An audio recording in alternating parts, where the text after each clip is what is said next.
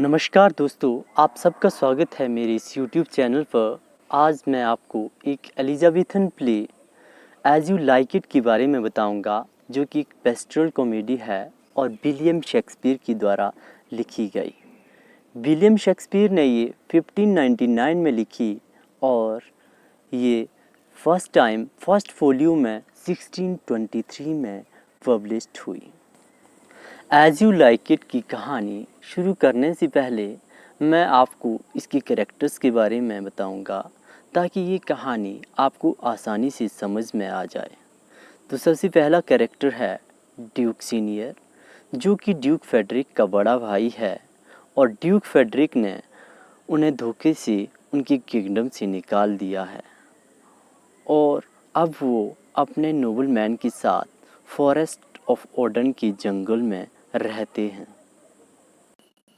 अगला कैरेक्टर है रोशलिन, जो कि ड्यूक सीनियर की बेटी है और प्ले के शुरू में वो अपने अंकल ड्यूक फेडरिक और कजिन सीलिया के साथ रहती है और बाद में ड्यूक उसे भी वैनिश कर देता है और वह फॉरेस्ट ऑफ ओडन के जंगल में आ जाती है और अपना नाम डिस्गाइज करके गैनीमेड रखती है और प्ले के अंत में वो ऑरलैंडो के साथ शादी कर लेती है। नेक्स्ट कैरेक्टर है ड्यूक फेडरिक, जो कि ड्यूक सीनियर का भाई है और जब उसकी बेटी सिलिया रोशलिन के साथ फॉरेस्ट ऑफ ओडन के जंगल में चली जाती है तो वो उनकी खोज के लिए निकलता है, पर रास्ते में उसे मंक मिलता है और उसकी बातें सुनकर के वो अपना सारा साम्राज्य वापस ड्यूक सीनियर को दे देता है। नेक्स्ट कैरेक्टर है सीलिया, जो कि ड्यूक फेडरिक की बेटी है और अपना डिस्गाइज रूप एलिना के रूप में रोशलिन के साथ फॉरेस्ट ऑफ ओडन के जंगल में रहती है और ओलिवर से प्यार करने लगती है, उसी से शादी कर लेती है।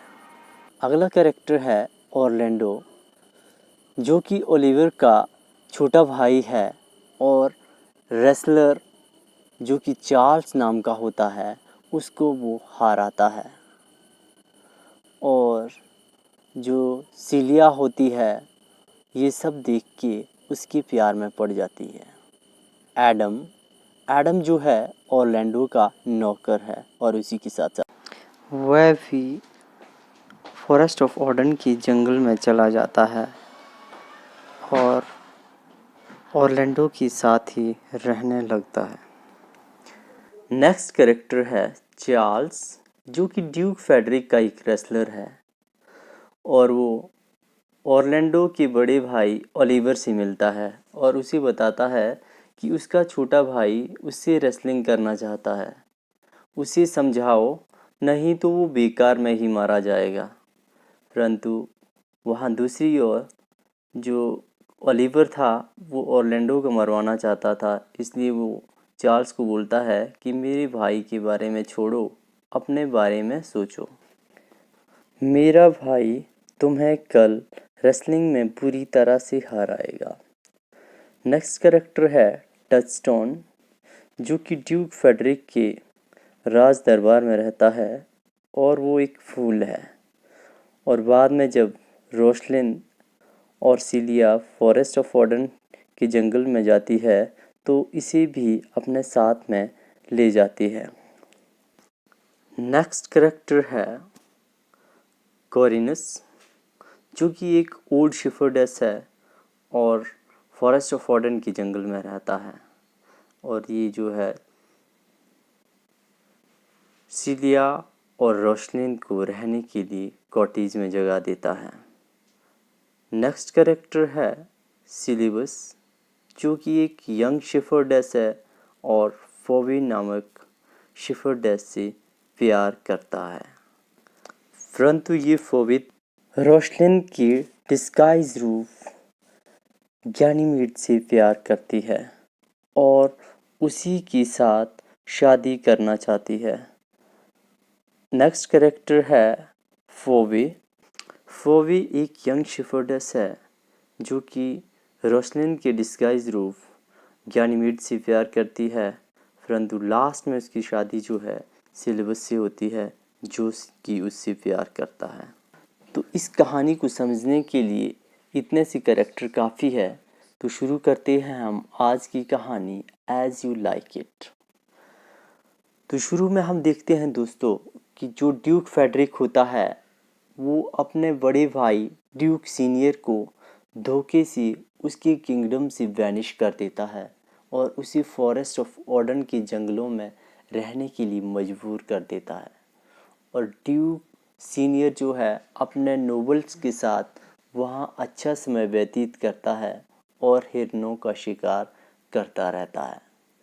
वहीं ये ड्यूक फेडरिक जो है ड्यूक सीनियर की बेटी को अपने किंगडम में ही रहने देता है, क्योंकि उसकी बेटी सिलिया और रोशलिन की अच्छी दोस्ती थी। ड्यूक फेडरिक चाहता है कि उसकी बेटी सिलिया का मन लगा रहे, इसलिए वो ड्यूक सीनियर की बेटी रोशलिन को अपने किंगडम में ही रहने देता है। तो जब ड्यूक फेडरिक अपने भाई को ड्यूक सीनियर को जंगलों में बैनिश करता है तो सिलिया अपनी दोस्त अपनी कज़न रोशलिन को बोलती है कि तुम्हें दुखी होने की कोई भी बात नहीं है, क्योंकि मेरे पिता ड्यूक फेडरिक भी तो आपके पिता है। तो दूसरी ओर वहाँ कहानी की शुरुआत में ऑरलैंडो जो है एडम के साथ अपनी दुख भरी कहानी सुनाता है कि किस तरह से उसका भाई ओलिवर जो है उसके पिता की संपत्ति अकेले ही हथियाना चाहता है और उस कार्य के लिए वो मुझे मरवाना चाहता है। तो उतने में ओलिवर भी वहाँ आता है और ऑरलैंडो उससे अपनी असहमति व्यक्त करता है और फिर वहाँ से चला जाता है। उतने में जो ड्यूक फेडरिक का एक रेसलर चार्ल्स है वहाँ आता है और ओलिवर को बोलता है कि जनाब अपने भाई ऑरलैंडो को समझाओ, वो मेरे साथ कुश्ती करना चाहता है, मेरे साथ रेसलिंग करना चाहता है। अगर उसने मेरे साथ रेसलिंग की तो वो बेकार में ही मारा जाएगा।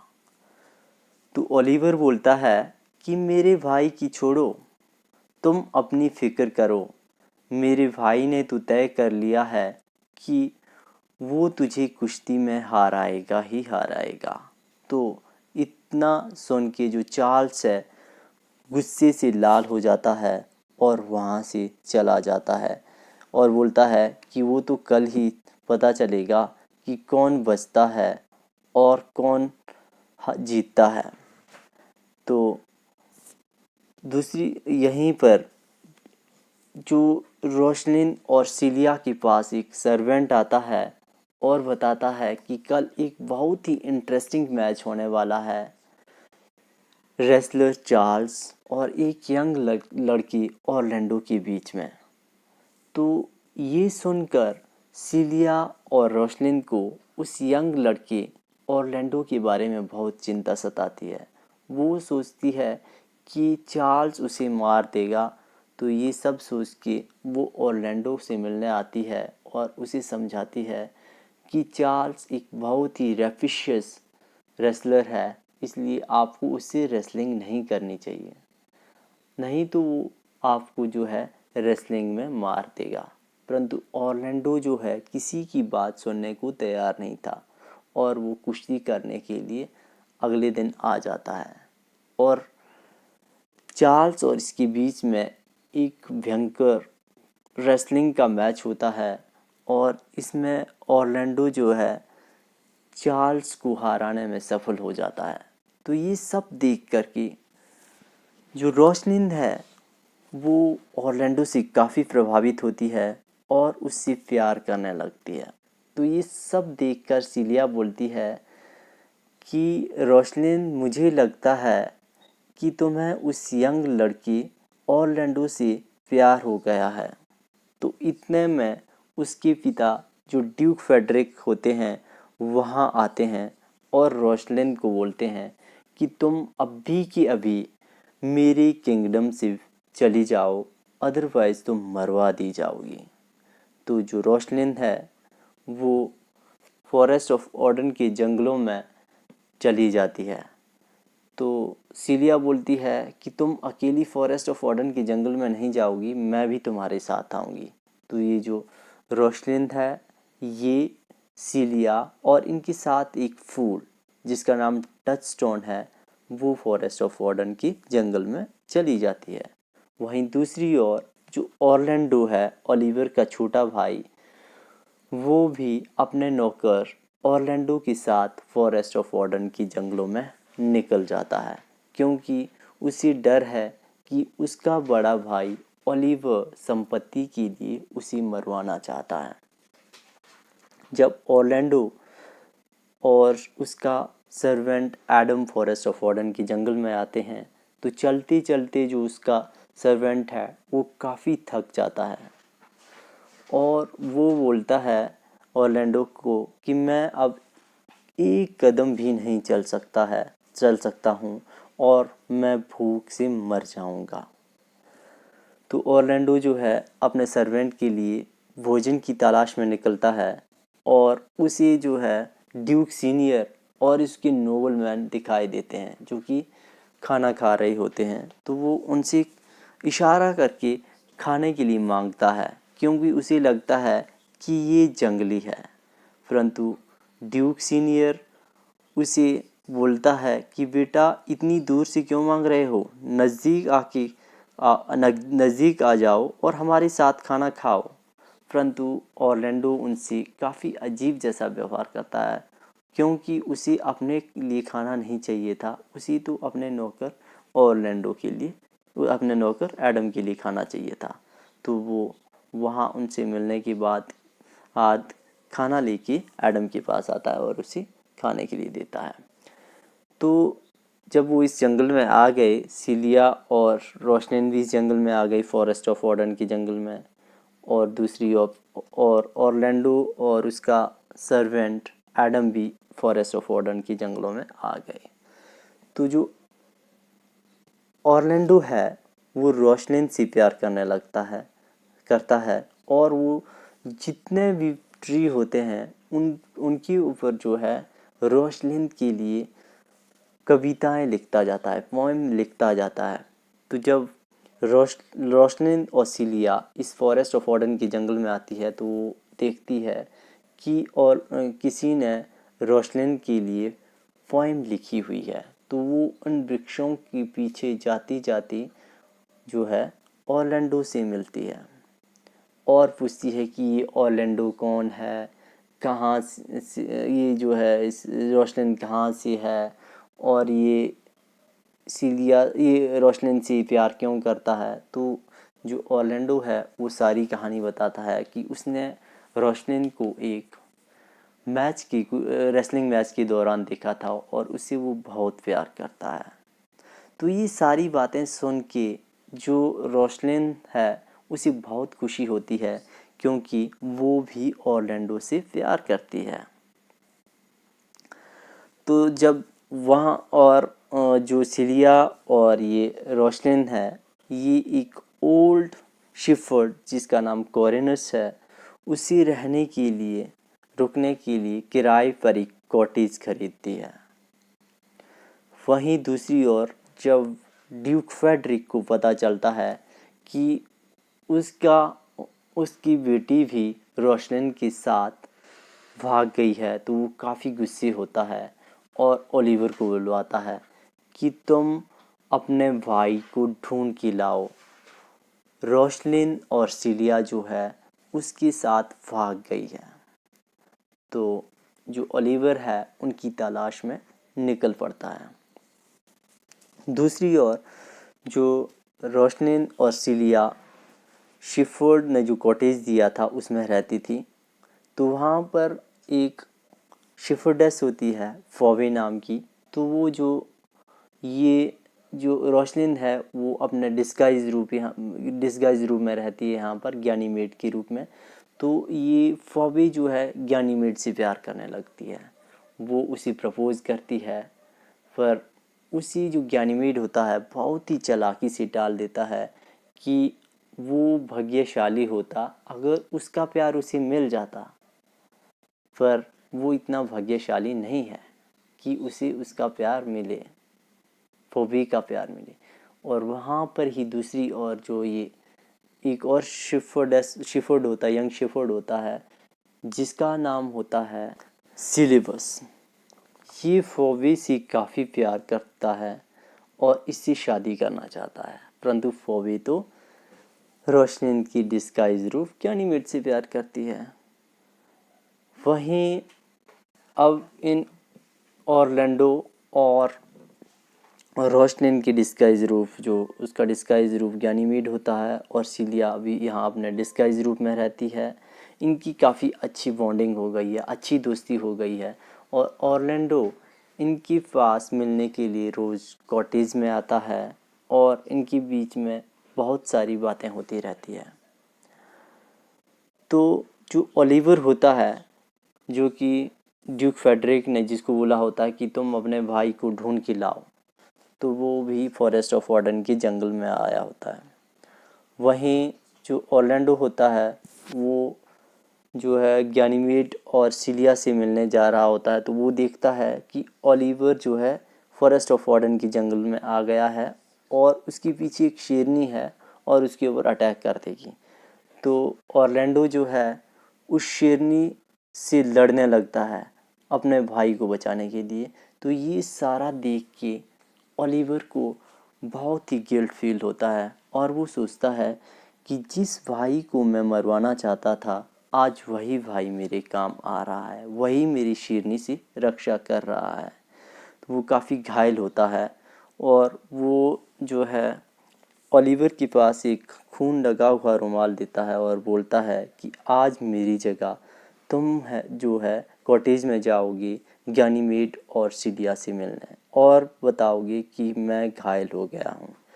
तो ओलिवर उसकी सारी बातें सुन के गैनीमेड और सिलिया के पास मिलने के लिए कॉटेज में जाता है और उन्हें बताता है कि ऑरलैंडो जो है घायल हो गया है, और वहाँ से वापस आ जाता है। और वो ऑरलैंडो को बोलता है कि वो जो है सिलिया से प्यार करता है। तो ऑरलैंडो बोलता है ये तो बहुत खुशी की बात है।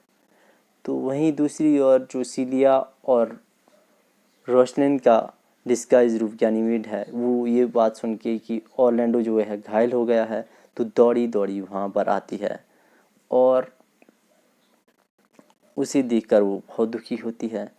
तो यहाँ पर जो ऑरलैंडो है अपने भाई का प्रपोजल रखता है सिलिया के साथ सामने कि मेरा भाई जो है आपसे प्यार करता है।